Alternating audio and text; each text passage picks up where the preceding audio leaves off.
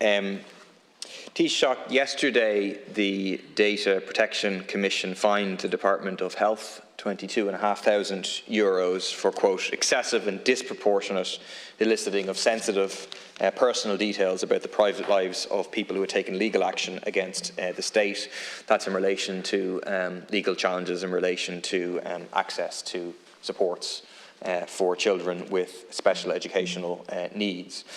This comes after the exposure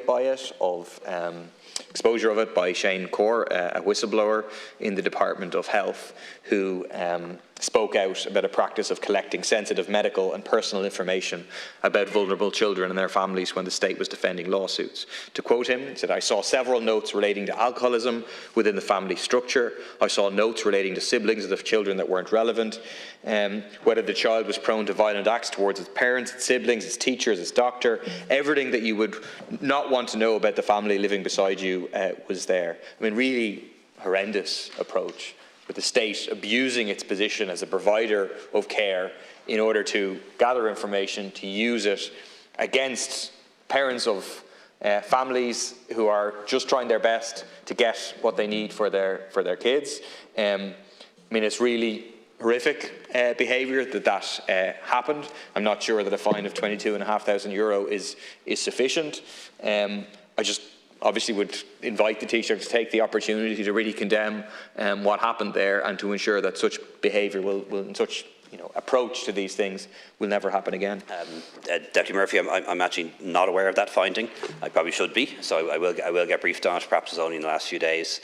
And certainly, if the Department of Health broke any rules or regulations or laws, I can't stand over that, and we need to make sure it doesn't happen again. Just in relation to cervical check, Deputy Tobin asked some very specific questions. I can't answer them here.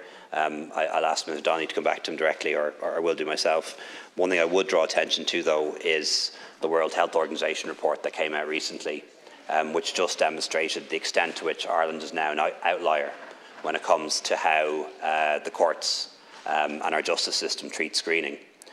Screening, as we've always said, is not a diagnostic test, although we've never properly explained what that means.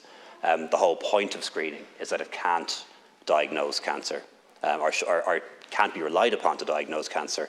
The whole point of screening is that you do take a huge number of healthy people. Let's just say you want to check them for their blood pressure. You take a huge bunch of healthy people with no symptoms. I'm not commenting on that because I don't know enough about it, Deputy, and they may or may not be misread. So I don't know that. Well, I don't know that, Deputy. So, and like, Deputy, I think the court's found in one case that they were misread so far. No, I don't think that's been a finding in all cases. Or maybe it's been a finding in a number of cases, but I don't know about the particular cases that you are referring to. In most of the settlements, there's been no admission of liability. But I don't think we should be getting into this on the floor of the House, quite frankly.